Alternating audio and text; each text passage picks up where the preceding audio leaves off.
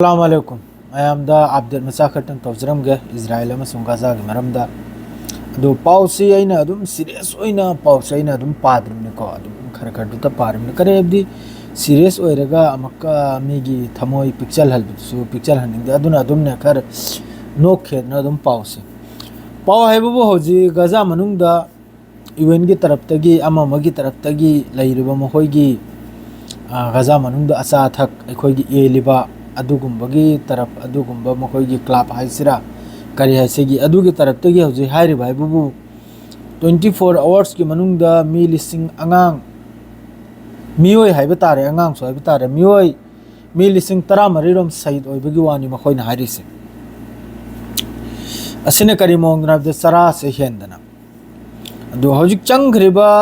अचा अथक आइदी गाजा दा याखोइगी समंदर दगी इसिंग ग्लास अमा सोकलेगा कनुम तो वे मवंग दुदना मान ट्राक मरी मंगा खक अदो हजिक हराव बुपाव अमा हाइबु खजितंग हराव दो बुपाव हाइबुबु हराव बाइचरे करी हाइनी यूएन की तरफ तगी मखोइनी इजाजत इजराइल दगी ट्रक चाम मरक सिदा पुजल्लेगा संगबगी वानी को चानिंगाय थकनी आइसे ट्रक चामा असि तलब तलब अदुम हजिक अचा अथक से अदुम गाजा मनुंग सिरो तपना तपना चंगना लोगे तौरप कांद गाजा मी लेने थाजदे करेबदी नसी हजिक 24 आवर्स की पाउनी मी 13 अदरेदी सोमदनबु इजराइल की स्ट्राइक इजराइल की बॉम्बिंग मी 74 ने गाजा मनुंग लेत्रिसे असिदा मी कुल तरुक अमनबु अल जजीरा की रिपोर्ट नि मी कुल तरुक अमनबु अखोगी सरा सितना चनिंगाय लेतेदना मी कुल तरुक अमनबु शहीद ओइरिमि अदरेदी बॉम्बिंग मोगी स्ट्राइक ग्राउंड ऑपरेशन अमा मदनबु मी 74 अमगा 74 से करेनी हुंफुत्रा मरी है तारे अदरदी मी कुल तरुक अमनबु अखोगी चाक लांग चानिंगाय थकनाय फंगदना असुम तौदना यामना चावना अदरदी हौजिक खान यूनुस बेत लहिया हरिब मफम सिदा यामना चावना ग्राउंड ऑपरेशन इजराइल की तरफ तगी आईडीएफ की तरफ तगी एयर स्ट्राइक अमसुम ग्राउंड ऑपरेशन जी यामना चावना चथ्रे सी मफम सिदा अदरदी सऊदी अरब की तरफ तगी गाजा के मियोय मी लिसिंग अमा फ्री दहस तवलबगी हुकूमत की तरफ लाउथोखरे अदु हसपुरी तवहले अल्हम्दुलिल्लाह अल्लाह की लाख लाख शुक्र ने अफबा खोंथांग अमनी अरब की तरफ तगी अदुमकपु हौजिक याम्बा सीरिबा माद्रेदी शहीद ओइरिबा मी मखैसी की मरमदा मखोय मखैसिने एक्शन अम लौदबसे सी खक्तंगदी मोय मथक्ता नुंगाय तबसे लैरे अदुगा हौजिकता कतर दसु यामना कन्ना वारी से यामना चेक्सन हाइबदुबु यामना खोंगजे थुजन हौजि वारी से सानरे सस्पायर की लांचे लोजलबगी अदु इजराइल की तरफ तगिसु इजराइल की कैबिनेट मिनिस्टर अमा मिनिस्टर अदुनसु अखोगी मोंगी स्टेटमेंट नि मखोइनि पिरेसे गाजा सी लुंगम फाउ थमलोय बिल्डिंग अम फाउ थमलोय अम फाउ थमलोय ना अदुगा सोमदुसु अमक सिस्फायर ने हंसु लाउनरी सिस्फायर तौबगिना कतर लो ओइरिब्रा मसर ओइरिब्रा अमु ओइरिब्रा सिलोइना असिम लैरे अदरैदी सोमदनबु हौजिकी कनुमसिदा बेत हनुन हारि मफम सिदा कनुमगी मीगा हमास की अल कासिम मखोगी ब्रिगेड सिगा इजराइल की आईडीएफ को याम साथीना खुथोकना खिबु पाउनि मादु अशोक अंगमगिदि अदु पाउदु थोलक्तिरोजु पाउबा असुम तौदना गाजा मनुंग सिदा अदुम मफम अमा मनिददि अदुम अखोगी तुक ताक अदुम सिगी लानसे अदुम तौनरियाबने अदुमकपु मखोइने संजल लैसे हौजिक था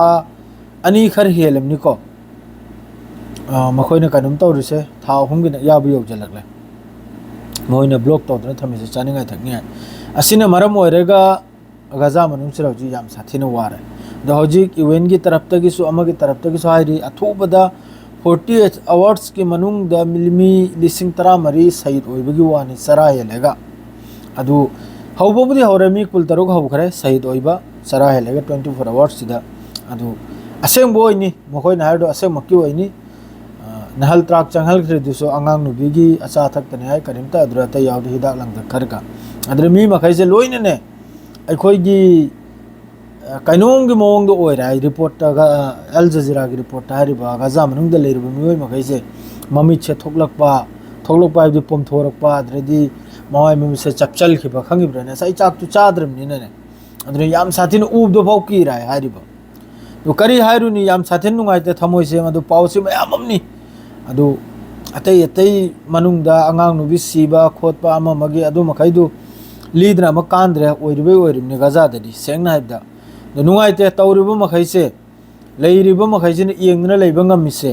सी याम साथिन नुंगाइते थमो याम सोई लेरिबे इस्लामिक कंट्री मखैन तौरसे कप्तन चेलसु सरoksida पेलरोइदनि मखोइ गहंदकी फिफम सिदा नुमिचुबो मोहय मसिंग थीबदा ले नहीं चामसी नहीं हुमफुसी नहीं यांगेसे अदुरा मखोइ के दुनिया ने इसनाउसिक सेंगनाइदा हेगी दे सेव फावखतनी मदो अथुबदा मैम दुआ तौदना खरथुना असि खक्त चानिंगाय थकनिगाय सिकता पुजल खरदि याम फगना खनजै दो मथंगी पाव करिगुंबा नुंगाइबु पाव लापदा मक थोकचरके हजुकी दे सेव फावतन मदो पाव से नुंगाइ तबसिदा लाकपसिदने पाव क्राक से सेंगनाइदा येंगसु येंगद्रे पासु पानिंगद्रे याम करिगबदि नुंगाइ तबा फजन लांदु थेंगनरेगा शहीद ओइनबदोरदि पाउदु हराव हराव अखोई गिसु मी अदुक सिखरे महोई गिसु मी अदुक सिखरे गजा गिसु अदुक लेखिद्रे मखोई गिसु अदुक लेखिद्रे हबदो हाइबि हाइ खंगिब्राने अदु मखोई गी नसल सिदी अमफाव कावगुनु मखोई सिना फंगब ई मखैसे सि अमफाव कावगुनु कोइ सिनाउ नखोई मखोई सिना फंगब ई मखै कनामत यारुनु मखोई सिना फंगब ई द कुनु मखोई जिरा रहम करम हाइना करिमत लेखिद्रमनि मखोई गी जात सिदा यहूदी गी जात सिदा अदु खक्त खंगु सियारग लोइजरे सलाम अलैकुम।